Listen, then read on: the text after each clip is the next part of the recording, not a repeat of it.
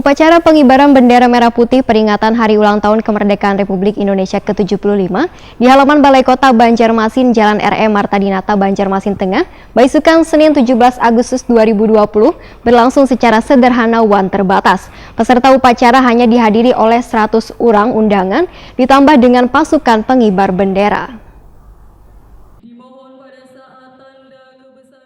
Upacara pengibaran bendera merah putih peringatan HUT Kemerdekaan Republik Indonesia ke-75 di halaman Balai Kota Banjarmasin, Jalan R.E. Marta Dinata, Banjarmasin Tengah, Baisukan, Senin 17 Agustus 2020 berlangsung secara sederhana wan terbatas.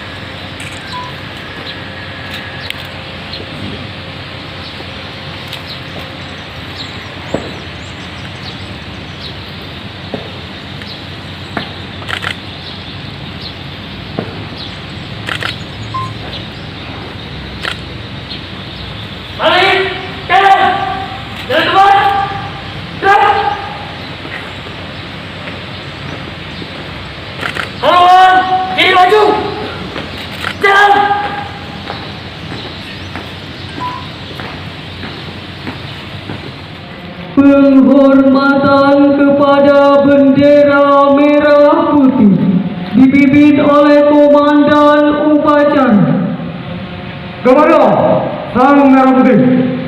Hormat senjata!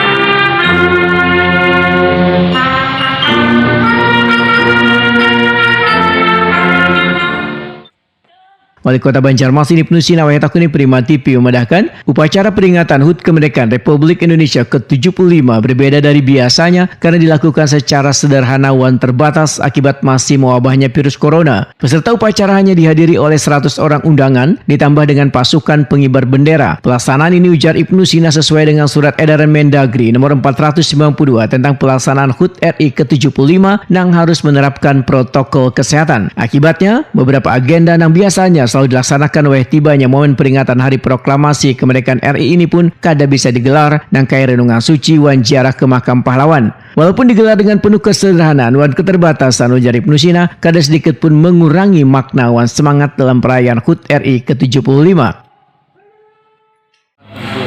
Para veteran juga yang sudah mendapatkan penghargaan, kemudian juga tadi dari dalam acara resepsi juga ada penyerahan untuk Kampung Tangguh, apalagi jiwa kepahlawanan patriotisme ketika kita dalam suasana pandemi COVID-19 ini harus diajawantahkan dalam bentuk siap berperang melawan COVID-19, yaitu penegakan disiplin dan lain sebagainya, menggunakan masker dan lain sebagainya.